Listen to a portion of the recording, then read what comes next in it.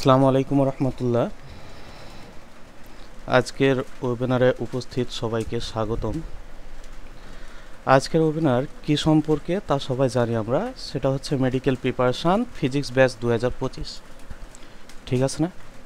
যে যারা medical preparation নেবে তাদের হচ্ছে কিছু ভুল ত্রুটি থাকে। প্রথমত তারা হচ্ছে বেশিরভাগ ক্ষেত্রে যে জায়গাগুলোয় ভুল করে, যে প্রবলেমগুলোয় পড়ে, কোচিং থেকে শুরু করে একদম শেষ পর্যন্ত, এই জিনিসগুলাই আজকে যদি তোমার কনসেপ্ট ক্লিয়ার থাকে তাহলে পরবর্তীতে দেখবা যে এই জিনিসগুলাই তোমার ভুল হচ্ছে না, এবং তুমি যখন মেডিকেল প্রিপারেশান পুরোপুরিভাবে শুরু করবা তখন দেখবা যে এই জায়গাগুলো নিয়ে তোমার কোনো কনফিউশন থাকতেছে না। কিন্তু অনেকের দেখা যায় যে এই বিষয়গুলো নিয়ে কনফিউশন থাকে, যে মেডিকেলে পরীক্ষা দিব কত মার্ক, মেডিকেলে দেখা যাচ্ছে জিপিএর উপর কত মার্ক, এসএসসিতে কত মার্ক, এইচএসসিতে কত মার্ক, কতজন পরীক্ষা দেয়, আমাকে কিভাবে পড়া লাগবে, কতজনের বিরুদ্ধে আমি হচ্ছে একটা সিট দখল করতে পারবো, কতজনকে পরাজিত করা লাগবে, এইসব জিনিস কিন্তু আমাদের জানা দরকার। কারণ এই জিনিস না জানলে এই যুদ্ধক্ষেত্রটা কতটা কঠিন হতে যাচ্ছে এটা আমরা বুঝতে পারবো না। প্রত্যেকটা জায়গায় হচ্ছে আমাদেরকে কিছু সংখ্যক প্রতিযোগীকে পেছনে ফেলে একটা সিট দখল করতে হবে। এটা যাই হোক না কেন, প্রত্যেকটা জায়গায় হচ্ছে একই জিনিস। তুমি ভার্সিটির পরীক্ষা দাও, ইঞ্জিনিয়ারিং পরীক্ষা দাও, মেডিকেল পরীক্ষা দাও, কোন পরীক্ষা কতটা কঠিন যাই করো না কেন, প্রত্যেকটা জায়গায় তোমাকে হচ্ছে বেশ কিছু স্টুডেন্টকে পিছনে ফেলে তোমাকে সিট দখল করা লাগবে। প্রত্যেকটা জায়গায় তোমাকে এই কাজ করা লাগবে। বোঝা গেছে? তাহলে ঠিক এখানেও এরকম। তো আমরা হচ্ছে মেডিকেল প্রিপারেশানে কতগুলা সিটের বিরুদ্ধে কতজন লড়বে এইসব জিনিসগুলো আজকে জানবো, এবং কিভাবে প্রিপারেশান নিতে হবে, কতক্ষণ পড়া লাগবে, কিভাবে পড়বা, এইসব জিনিস আজকের এই ওয়েবিনার থেকে আমরা ক্লিয়ার করব। বুঝতে পারছো? এখন দেখো, মেডিকেল যোদ্ধারা কেমন আছেন আপনারা? এখানে হচ্ছে যোদ্ধা কেন বলা হয়েছে মূলত, এই যে দেখো, যে এই পাশে আমরা যাদেরকে দেখতে পাচ্ছি সবাই মনে করো যে মেডিকেল যোদ্ধা। ঠিক আছে? এরা হচ্ছে মেডিকেল প্রিপারেশান নেওয়ার জন্য মনে করো এইভাবে বসে আছে, সবাই হচ্ছে প্রস্তুতি নিচ্ছে মেডিকেলে যাওয়ার জন্য। এই যে দেখো, এই যোদ্ধা বলার কারণটা কি? যোদ্ধা বলার কারণ একটাই, যে এটাও যুদ্ধক্ষেত্রের চাইতে কোথাও কম না। এই জিনিসটা বোঝা গেছে? তাহলে এটাও কিন্তু একটা কি, এটাও কিন্তু একটা হচ্ছে যুদ্ধক্ষেত্র তোমাদের জন্য। এই যে এখানে আমরা যুদ্ধক্ষেত্র কিভাবে বলবো এই জিনিসটাকে, ঠিক আছে না? দেখো যে প্রত্যেকটা যুদ্ধেই কিন্তু আমাদের কি থাকে, সৈন্য থাকে না? ঠিক এখানেও আমাদের বিরুদ্ধে কি কিছু সৈন্য থাকবে, যেগুলা তোমারই প্রতিযোগী হবে। তো এখানে তোমাকে কি করা লাগবে, 10 জন, 15 জন, 20 জন, এদেরকে পরাজিত করে তোমাকে কি করা লাগবে, একটা সিট দখল করা লাগবে। কোথাও 10 জন, কোথাও 15 জন, কোথাও 20 জন, এভাবে এদেরকে পেছনে ফেলে তোমাকে কি করা লাগবে, এই জায়গায় মনে করো যে তোমাকে জিততে হবে। ঠিক আছে না? এই যুদ্ধটা যুদ্ধক্ষেত্রের মতোই কঠিন, কোনো অংশেই কম না। কিভাবে? তুমি এখানে একা যুদ্ধ করবা, ঠিক আছে? তুমি হচ্ছে মনে করো যে একটা হচ্ছে কি, একটা দল, ঠিক তোমার এই চারোপাশ থেকে 20 জন, 25 জন যোদ্ধা যুদ্ধ করবে তোমার বিপরীতে। মানে তোমাকে কি করা লাগবে, একটা সিটের বিপরীতে যদি 25 জন যোদ্ধা যুদ্ধ করে, তার মানে তোমাকে 24 জনকে পরাজিত করার পর তোমাকে এই সিটটা দখল করা লাগবে। তাহলে এটা যুদ্ধক্ষেত্রের চাইতে কোনো অংশেই কম নাই। তাহলে তুমি বুঝতে পারতেছো যে তোমার প্রিপারেশনটা কত সূক্ষ্ম এবং সুন্দর হওয়া উচিত এখানে, তাহলে তুমি একটা সিট পাবা। বুঝতে পারছো? ঠিক তুমি যেমন যুদ্ধক্ষেত্রের জন্য প্রস্তুতি নিবা, বাকি 24 জনও কিন্তু ওই যুদ্ধক্ষেত্রের জন্যই প্রস্তুতি নেবে। তাহলে পার্থক্য কোথায় হবে? পার্থক্য হয়ে যাবে তোমার টেকনিক, তোমার মনে রাখার হচ্ছে সিস্টেম। ঠিক আছে? এই যে এগুলাতে হচ্ছে তোমার পার্থক্য গড়ে দেবে। তুমি পড়ছো, তুমি কিভাবে পড়তেছো, তোমার রুটিন কতটা সুন্দর, তুমি কিভাবে এই সিস্টেমগুলোকে তুমি সুন্দরভাবে সাজিয়েছো, এটার উপর নির্ভর করে তোমার কিন্তু এই যুদ্ধক্ষেত্রে তোমাকে আগায় দেবে। তোমার একাডেমিক পড়াশোনা তুমি কিভাবে পড়ছো, কিভাবে গুছাইছো, তোমার মনে রাখার ক্ষমতা কতটুকু, এইসব জিনিসগুলো কিন্তু তোমার এই যে এই যুদ্ধক্ষেত্রতে লাগবে। দিন হচ্ছে মোহাম্মদ খায়রুল ইসলাম সোহান, আর আমার পড়াশোনার বিষয় হচ্ছে পদার্থবিজ্ঞান, আর হচ্ছে varsity Gopalganj science and technology university. আর আমি এখন চতুর্থ বর্ষ, অর্থাৎ ফাইনাল ইয়ারের স্টুডেন্ট, ফাইনাল ইয়ারের শেষ সেমিস্টার আর কি, মানে একটা সেমিস্টার হলেই আমার গ্র্যাজুয়েশন কমপ্লিট হবে। আপাতত এটুকু জানলেই হচ্ছে। এখন মেডিকেল স্বপ্নের পথে শুরুটা হোক সঠিকভাবে। এই যে এই শুরু, একটা ডিসিশান কিন্তু একটা তোমার লাইফের পরিবর্তন করে দেবে, বুঝতে পারছো? এই ডিসিশানটা তুমি কিভাবে নিতেছো এটার উপরেই কিন্তু নির্ভর করবে যে তুমি সঠিক ডিসিশান নিতেছো নাকি ভুল ডিসিশান নিতেছো। যার কারণে ডিসিশান নেওয়ার আগে তুমি অবশ্যই ভাববা যে তুমি সঠিক পথে আছো, সঠিক ডিসিশান নিতেছো নাকি ভুল ডিসিশান নিতেছো। কেমন, অনেকে দেখা যাইতেছে যে মেডিকেল প্রিপারেশান নিতেছে, কিন্তু মেডিকেলে যাওয়ার জন্য তার অতটা আগে থেকেই কোনো প্যাশন নাই, অথবা সে ওভাবে লেখাপড়া করে আসতেছে না। তাহলে সে যদি মেডিকেল প্রিপারেশান নেয়, সে কিন্তু মেডিকেলও হারাবে, ভার্সিটিও হারাবে। তাহলে এই যে একটা ডিসিশান কিন্তু তোমাকে কি করবে, একটা ডিসিশান কিন্তু তোমাকে ভালো পথে নিয়ে যাবে, বুঝতে পারছো? তোমাকে সঠিক গন্তব্যে নিয়ে যাবে। এখন তুমি যে মেডিকেলে পড়লে ভালো করবা এমন কিছু না। যদি তোমার আগে থেকে মেডিকেল প্যাশন না থাকে, এখন তুমি বাবা মার ইচ্ছাতে বা মনে করো যে কোনো কারণে তুমি এর কারণে হচ্ছে মেডিকেলে ভর্তি হইতেছো, তাহলে এরকম যদি হয় তাহলে ভর্তি হওয়ার দরকার নাই। কিন্তু যদি তোমার মনে হয় যে না, তুমি আগে থেকেই তোমার একটা ইচ্ছা প্রবল শক্তি আছে যে না মেডিকেলেই পড়বো, ঠিক আছে না, তাহলে এই যে এই টাইপ তোমার হচ্ছে ভেতরে আগ্রহ থাকা লাগবে। কারণ এটা হচ্ছে খুব একটা সহজ পথ নয়, মেডিকেল যাত্রাটা খুব অতটা সহজ না। আসলে আমরা যখন মেডিকেল কোচিংয়ে ভর্তি হই তখন কিন্তু বেশিরভাগ স্টুডেন্ট মনে মনে ধরে নেয় যে আমি হচ্ছে সামনে একজন ডক্টর, বুঝতে পারছো? তখনই একটা ফিল আসা শুরু করে। এই ফিলটা কিন্তু এত তাড়াতাড়ি আসলেই তুমি এখান থেকে ঝরে যাবে, বুঝতে পারছো? দেখবা যে বেশিরভাগ স্টুডেন্ট যখন ইঞ্জিনিয়ারিং প্রিপারেশন নেয় তখন তারা নিজেকে ইঞ্জিনিয়ার ভাবতে শুরু করে। এই যে এই সব ভাবনা ভাবা যাবে না আগে থেকে। তুমি প্রিপারেশন নিতেছো, তুমি বর্তমানে কি করতেছো এই জিনিসটা তুমি দেখো। তুমি মেডিকেল নিতেছো, তাই বলে ভাবো না যে মেডিকেল হয়ে যাবে। তাহলে তোমাকে কি করা লাগবে? মেডিকেল নিতেছো, নাও, ঠিক আছে, কিন্তু এই যে মেডিকেলের ফিল আগে থেকেই নিয়ে আসা যাবে না। যেদিন তুমি চান্স পাবা ঠিক সেদিন থেকে তোমাকে মেডিকেলের ফিলটা কি নিয়ে আসা লাগবে তোমার ভেতরে। তাহলে তোমার এই যে এরকম একটা ভাব, ইগো বলো, অহংকার বলো, এই টাইপের জিনিস তোমার কোচিংয়ে ভর্তি, এই টাইপের জিনিসের জন্য তোমার এই যে মেডিকেলের কোচিংয়ে ভর্তি হওয়ার দরকার নেই। অনেকে আছে যে মেডিকেল প্রিপারেশন না নিলে কেমন দেখায়, কি বলবে, মানুষে কি বলবে, পাশের বাসার মানুষজন কি বলবে, ঠিক আছে? এই যে এই টাইপ যদি হয় তাহলে মেডিকেল প্রিপারেশন নেওয়ার দরকার নেই। মেডিকেল প্রিপারেশন কোনটা? ইচ্ছা শক্তি থাকা লাগবে তোমার, আগে থেকে একটা প্যাশন থাকা লাগবে, আগে থেকেই তোমার একটা লক্ষ্য থাকা লাগবে যে হ্যাঁ আমি ওই জায়গায় গিয়ে পৌঁছাবো। তখন তুমি মেডিকেল স্বপ্ন ছুঁতে পারবা। তার আগে কিন্তু এই স্বপ্ন ছোঁয়া খুবই কঠিন, বোঝা গেছে? এখন দেখো যে তোমাদের স্বপ্ন কি। তো দেখো যে যারা এখানে আছো তাদের প্রত্যেকের স্বপ্ন দেখা যাচ্ছে যে ডাক্তার হওয়া, ঠিক আছে না? এটা একটা ড্রিম। তো আগের স্লাইডে হয়তো আমি সবার কি অনেকের ডাক্তার হওয়ার প্রিপারেশনটা ভেঙে দিছি মন থেকে, যে কি যে না নেওয়া যাবে না বা এরকম কিছু, এরকম কিছু না। তোমার ইচ্ছা শক্তি থাকলে তুমি অবশ্যই কি মেডিকেল প্রিপারেশন নিবা। তো এখানে দেখো যে প্রত্যেক মানুষের একটা কিন্তু স্বপ্ন থাকে। এই যে এই স্বপ্নটাকে পুঁজি করেই তোমাকে সামনের পথে এগোতে হবে। তাহলে তোমাদের স্বপ্ন কি? দেখো যে ভবিষ্যতে কি হওয়া, ভবিষ্যতে একজন হচ্ছে ডক্টর হওয়া। তাহলে তুমি যদি ডক্টর হতে যাও তাহলে তোমাকে এই স্বপ্নকে পুঁজি করাই ডক্টর হতে হবে, আগে থেকে এটা কিন্তু থাকা লাগবে। এই যে এই পাশে দেখো যে আমাদের একটা ওয়ার্ড লেখা আছে ড্রিম, ঠিক আছে না? এই ড্রিমের নিচে দেখো যে আমাদের সংখ্যা লেখা আছে 2, 1, 3, এই যে এই টাইপ সংখ্যা লেখা আছে না, ঠিক আছে না? এই টাইপ অঙ্ক লেখা আছে না? এই অঙ্কগুলো দেখে অনেকের মনে প্রশ্ন জাগতে পারে যে এগুলো আসলে কি।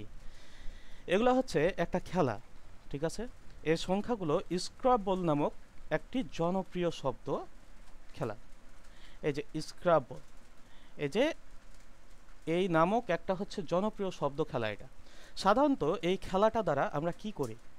এই খেলা দ্বারা আমরা বুঝতে পারি যে কোন অক্ষর কতটা কঠিন, কোন অক্ষর কতটা সোজা। তেমন কিছু না, বুঝতে পারছো? এটা একটা মজার বিষয় যে এখান দেখো যে ডি এর ভ্যালুটা কত, ডি এর ভ্যালুটা হচ্ছে 2, আর এর ভ্যালুটা কত, দেখো আর এর ভ্যালুটা 1। তো তুলনামূলক ডি অক্ষরটা দেখতে পাচ্ছ, এই ডি অক্ষরটা তুলনামূলক আর এর চাইতে কঠিন, অর্থাৎ যার ভ্যালু যত বেশি হবে সেই অক্ষরটা তত কি হবে বলতো, কঠিন, ঠিক আছে? তাহলে সেটা ইউজ কম হয়, সেটা কি হয় একটু কঠিন হয়, এই যে এই টাইপ আর কি। তো আমরা কি করি, একটা ওয়ার্ড নিই, বুঝতে পারছো? এই ওয়ার্ড নিয়ে এই খেলাটা খেলা হয়। এই ওয়ার্ডের প্রত্যেকটা লেটারের ভ্যালুগুলা যোগ করা হয়। যোগ করার পর দেখা যায় যে কত এখানে ভ্যালুটা আসে। আবার তুমি অন্য একটা ওয়ার্ডের এই যে এই ভ্যালুগুলা যোগ করবা। ভ্যালুগুলা যোগ করার পর তুমি কি করবা দেখো, আরও একটা এখানে ভ্যালু পাবা। তো যার ভ্যালুটা যত বেশি হবে সে তত বেশি কঠিন, শেষ ওয়ার্ডটা তত বেশি কঠিন।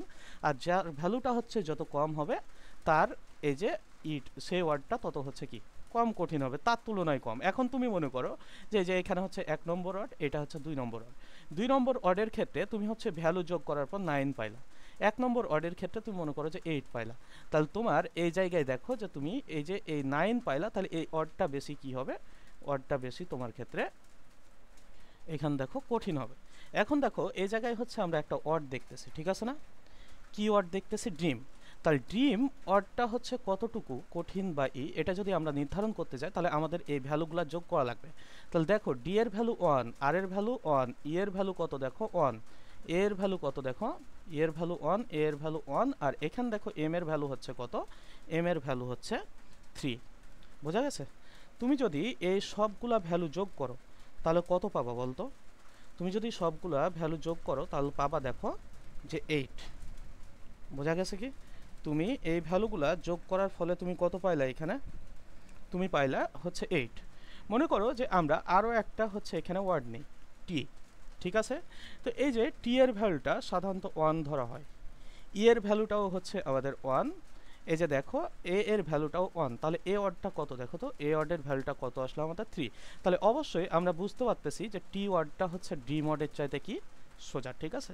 তাহলে এইটা হচ্ছে মূলত আমাদের একটা স্ক্রাবল নামক খেলা, ওয়ার্ড খেলা আর কি, তেমন কিছু না এই জিনিসটাতে। বোঝা গেল? এটা নিয়ে বেশি হাই হুতাশ করারও কিছু নাই।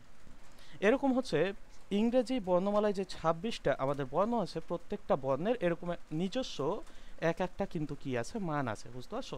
যেমন ডি এর ভ্যালু 2, আর এর ভ্যালু 1, এম এর ভ্যালু 3, এভাবে হচ্ছে কিছু কি করা আছে, নির্দিষ্ট ভ্যালু দেওয়া আছে 3, 4, এই যে এরকম। তো এই ভ্যালুগুলা দিয়ে সাধারণত আমরা এটা করে থাকি।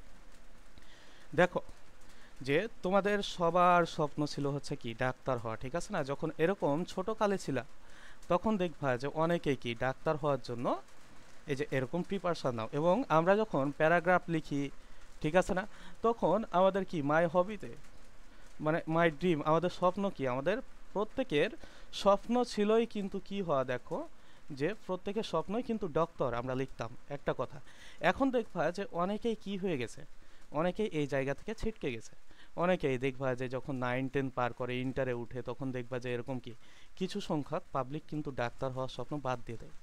মানে তুমি এখান থেকে কি হয়ে গেছো, ঝরে গেছো। তো এখন পর্যন্ত যারা টিকে আছো ডাক্তার হওয়ার স্বপ্ন, তারা হচ্ছে এই যে এগুলার মধ্যে। বুঝতে পারছো? যারা এখনো কি এই ডাক্তার হওয়ার স্বপ্নটা ছেড়ে দাও নাই। তো যারা ছাড়োনি এখন পর্যন্ত তারা আর সামনে ছাড়িও না। তোমাদের ইচ্ছা শক্তি যদি থাকে তাহলে অবশ্যই তোমরা ডাক্তার হতে পারবা। সামনে তোমরা হচ্ছে ভবিষ্যৎ ডাক্তার এক একজন। বুঝতে পারছো? তবে এখনো হও নাই, সামনে হবা। দেখো যে মেডিকেল ভর্তির পরটা আমাদের কিন্তু কঠিন না, আমরা একটু আগেই বললাম। ঠিক আছে? তো এই ওয়েবিনারে তোমাদের এই যে এই পথটাকে একটু, এই ভিত্তিটাকে আমরা কি করে দেবো, শক্ত করে দেবো। বুঝতে পারছো? এখান দেখো একজন মানুষ, এটা দ্বারা কি বুঝতে পারতেছো, এই পেশি দেখে তোমরা বুঝতে পারতেছো যে এটা হচ্ছে একজন কি শক্তিশালী মানুষের হচ্ছে কি পেশি। তিনি কি করে, রেগুলার ব্যায়াম করে, জিম করে। ঠিক আছে না? ঠিক তেমনই এই ওয়েবিনারে তোমার মনে করো যে ব্যায়াম করার, জিম করার, এই যে এসবের প্রস্তুতি যেমন তোমার থাকা লাগে না, ঠিক এই ওয়েবিনার থেকে তোমরা একটা প্রস্তুতি সাজানো গোছানো পেয়ে যাবা যে কিভাবে হচ্ছে তুমি মেডিকেল প্রিপারেশন নিবা এবং কিভাবে কি কি কাজ করা যাবে, কি কি কাজ করা যাবে না এই মেডিকেল প্রিপারেশন নিতে গিয়ে। বুঝতে পারছো? তুমি মেডিকেল প্রিপারেশন নিতেছো ধুমায়া, তুমি মনে করো যে কি যে ফেসবুকিং করতেছো, ধুমায়া তুমি মনে করো অনলাইনে থাকতেছো, আবার তুমি মেডিকেল প্রিপারেশন নিতেছো, তাইলে কিন্তু হবে না। এই যে এইসব বিষয়গুলাই হচ্ছে আমরা কি আজকে এখানে দেখব। এই পথটা অনেক কঠিন হলো কিন্তু অসাধ্য কোনো পথ নয়। বোঝা গেছে কি?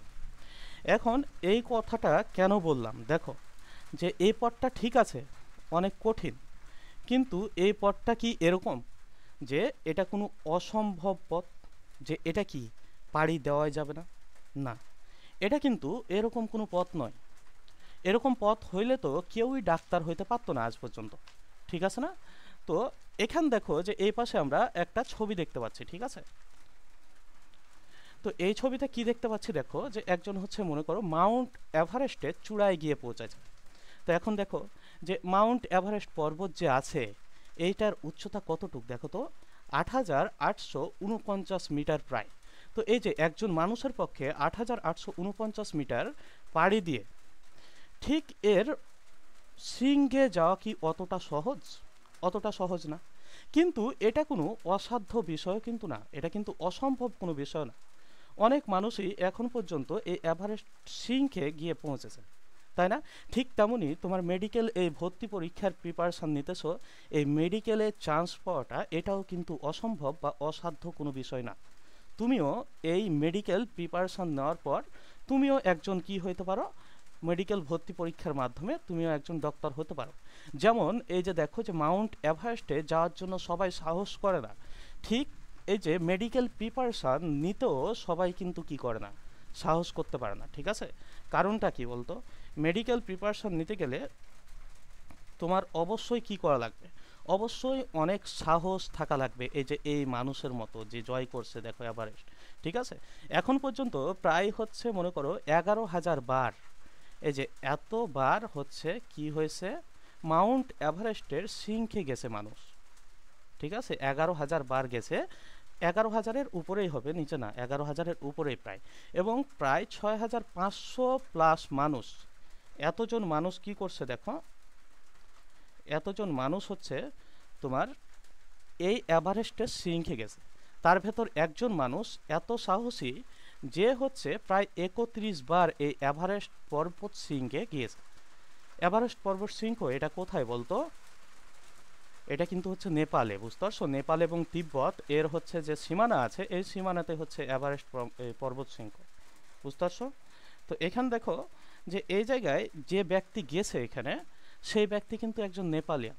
সে কোথায়, তার বাসা কোথায় দেখো, তার বাসা কিন্তু হচ্ছে নেপাল। সে কতবার গেছে? 31 বার। সে লাস্ট কবে গেছে জানো? সে লাস্ট গেছে হচ্ছে তোমার 27, এই যে আগের মাসে 27 মে সম্ভবত, 27 মে সে কি করছে, 27 মে সে এই যে এই এভারেস্ট পর্বত শৃঙ্গে গিয়েছে লাস্ট, বোঝা গেছে? আর এখান দেখো যে আমাদের বাংলাদেশিরাও কিন্তু কি এখানে গিয়েছে। বাংলাদেশি কতজন গিয়েছে বলতো? বাংলাদেশি কিন্তু 7 জন মানুষ এই এভারেস্ট পর্বত শৃঙ্গে গিয়েছে। দেখো 18 কোটি মানুষের ভেতর আমাদের কতজন গিয়েছে? 7 জন না?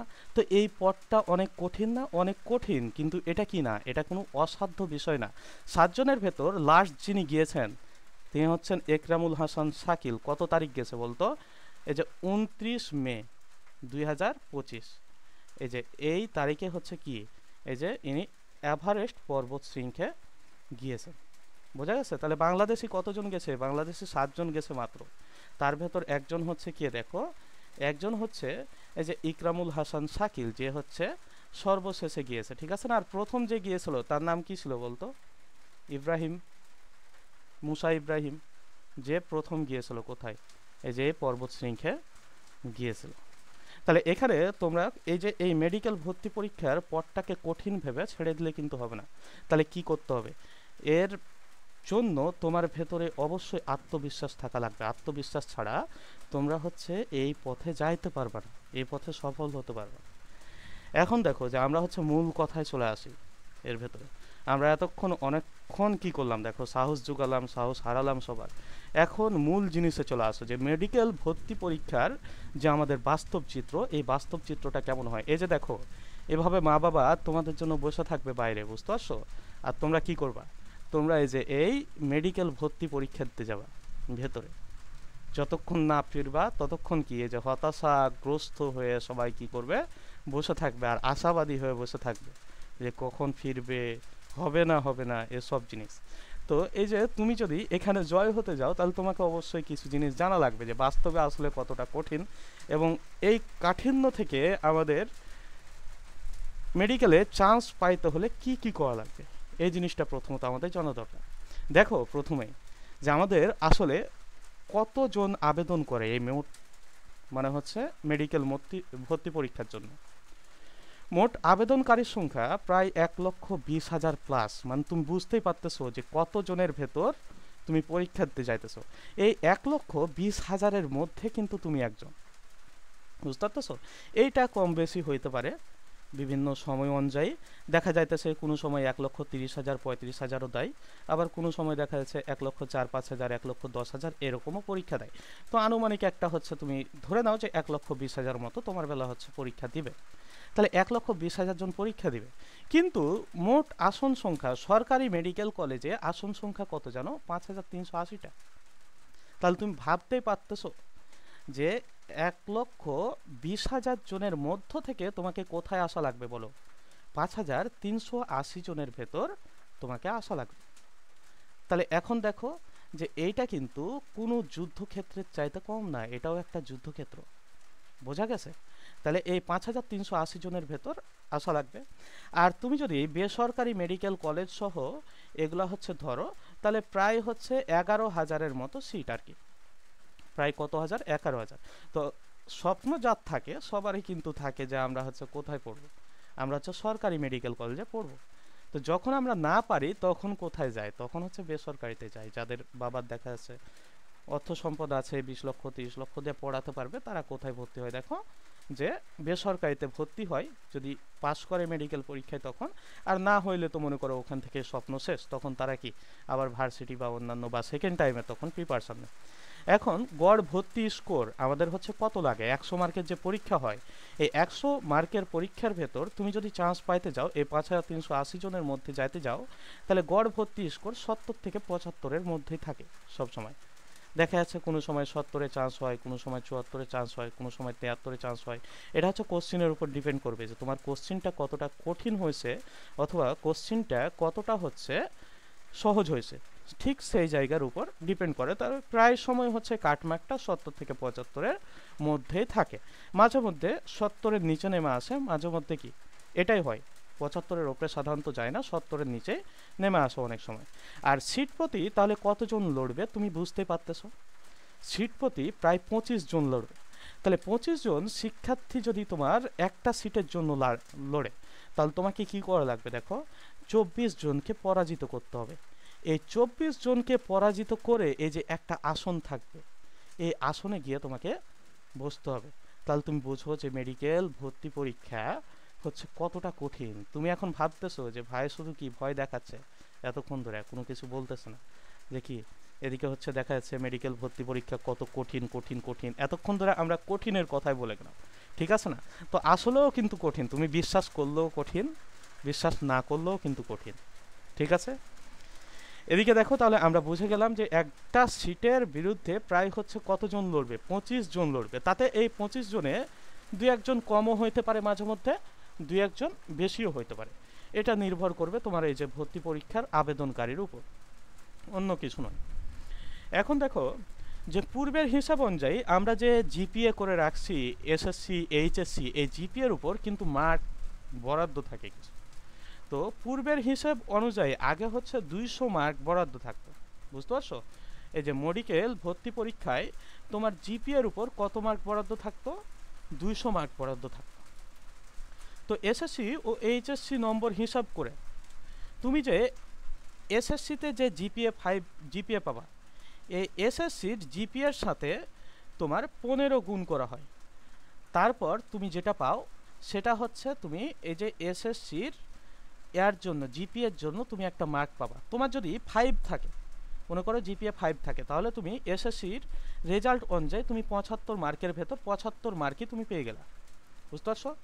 আর তুমি যদি এখানে মনে করো যে এইচএসসি, তাহলে এই যে এইচএসসির যে রেজাল্ট, এই রেজাল্টের সাথে তোমার আগে গুণ দেওয়া হতো কত বলো?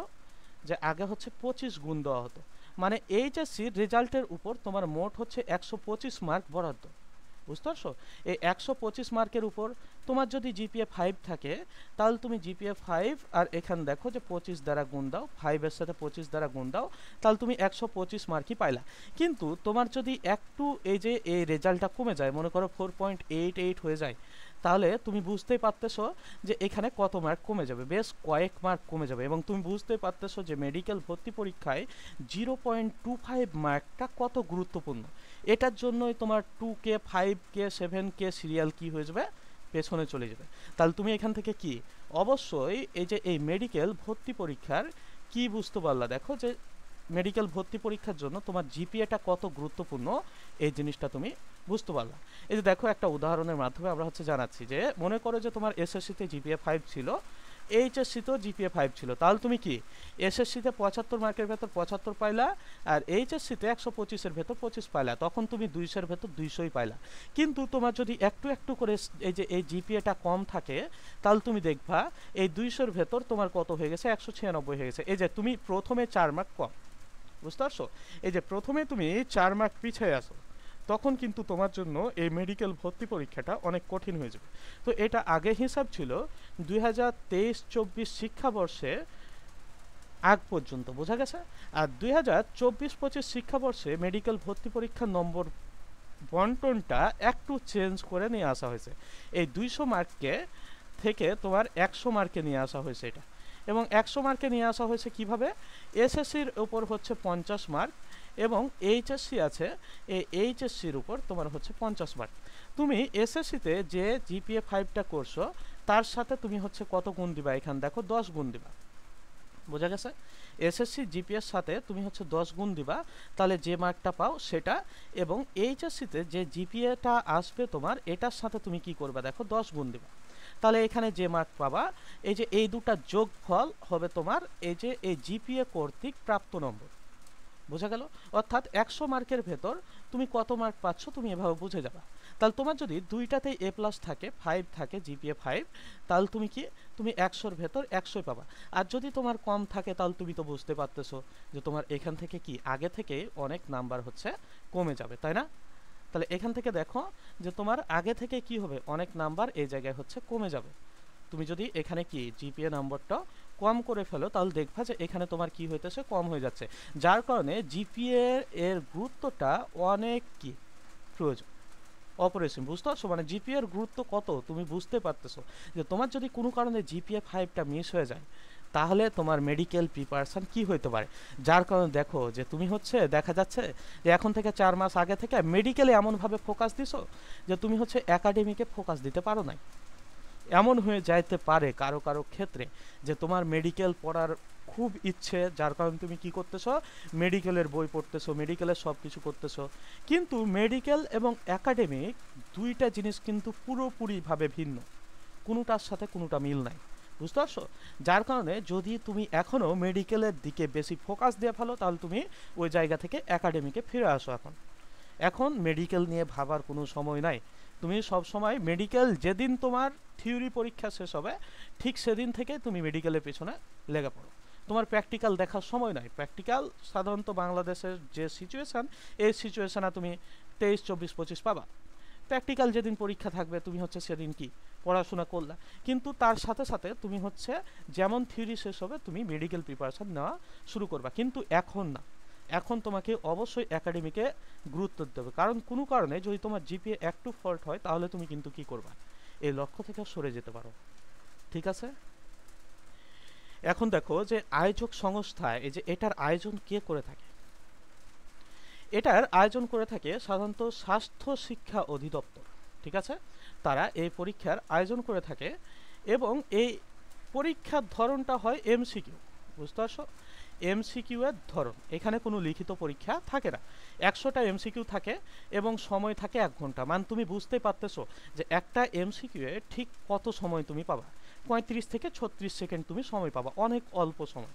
তাহলে তোমাকে অবশ্যই সময়ের দিকে কি দিতে হবে, নজর দিতে হবে। তাহলে কত মার্কের পরীক্ষা হবে, 100 মার্ক সিজিপি এর উপর 2024-25 অনুযায়ী, আর তার আগ অনুযায়ী হচ্ছে জিপি এর উপর হচ্ছে কত মার্ক, 200 মার্ক।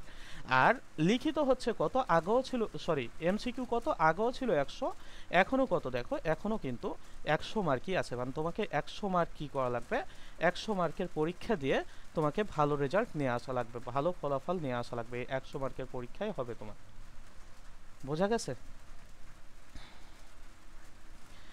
এখন দেখো যে বিষয় ভিত্তিক নম্বর, যে আমরা যে মেডিকেল পরীক্ষাটা এই যে এমসিকিউটা দিব, এমসিকিউ পরীক্ষাটা এখানে কোন বিষয়ে কত নম্বর থাকবে এটা জানা আমাদের খুবই গুরুত্বপূর্ণ, ঠিক আছে। তো যারা হচ্ছে আগে থেকে মেডিকেলে পড়ার ইচ্ছে, যাদের লক্ষ্য আছে, তারা আগে থেকে জানো যে হচ্ছে আমাদের কোন বিষয়ে কত নম্বরের পরীক্ষা হয়। জীববিজ্ঞানে 30টা কোশ্চিন থাকে এবং 30টা কোশ্চিনের মার্ক হচ্ছে 30। বুঝতে পারছো? তাহলে জীববিজ্ঞানটাই সবচেয়ে বেশি কোশ্চিন থাকে। তারপর দেখো কেমিস্ট্রিতে কতগুলো কোশ্চিন থাকে? কেমিস্ট্রিতে 25টা কোশ্চিন থাকে এবং 25টা কোশ্চিনের জন্য পূর্ণমান থাকে 25, মানে প্রত্যেকটা কোশ্চিনের জন্য এক এক করে মার্ক। পদার্থবিজ্ঞানে কতগুলো কোশ্চিন থাকে? দেখো, পদার্থবিজ্ঞানে 20টা কোশ্চিন থাকে। মানে মেডিকেলের জন্য তোমার যে শুধু জীববিজ্ঞানী অপরিসীম জীববিজ্ঞানী যে তোমার প্রয়োজন এরকম কিন্তু না। জীববিজ্ঞানের সাথে সাথে তোমাকে অবশ্যই কেমিস্ট্রি এবং ফিজিক্সও ভালো থাকা লাগবে, ভালো জ্ঞান থাকা লাগবে। বোঝা গেছে? যদি তুমি পদার্থবিজ্ঞান এবং রসায়ন এই দুটো সাবজেক্টে তুমি যদি অত গুরুত্ব না দাও তাহলে কিন্তু তুমি পিছায় যাবে, এটাও তোমাকে মাথায় রাখা লাগবে। দেখো যে আরও কোশ্চিন থাকে, সেটা হচ্ছে কোথা থেকে? দেখো, ইংরেজি থেকে কতগুলা কোশ্চিন থাকে? 15টা। আর 15টা কোশ্চিনের জন্য পূর্ণ মার্ক থাকে কত? দেখো, 15। সাধারণ জ্ঞান থাকে কতগুলা? দেখো, সাধারণ জ্ঞান থাকে হচ্ছে 10টা। এই 10টা সাধারণ জ্ঞানের জন্য পূর্ণমান কত থাকে? দেখো, পূর্ণমান কিন্তু থাকে 10। মোট মিলায়া কত? দেখো, মোট মিলায়া কিন্তু হচ্ছে 100। বোঝা গেছে? তাহলে 100টা কোশ্চিনের জন্য তুমি কত মার্ক বরাদ্দ থাকে? দেখো, তোমার 100 মার্ক বরাদ্দ থাকে। তাহলে অবশ্যই আমরা যে বলি যে জীববিজ্ঞান হচ্ছে কি ভালোভাবে পড়তে হবে, ভালোভাবে পড়তে হবে, শুধু জীববিজ্ঞান ভালোভাবে না, জীববিজ্ঞানে একটু গুরুত্ব বেশি দিতে হবে। জীববিজ্ঞান সহ বাকি সাবজেক্ট যেগুলো আছে অবশ্যই এগুলাতেও তোমাকে কি করা লাগবে? দেখো, ভালো গুরুত্ব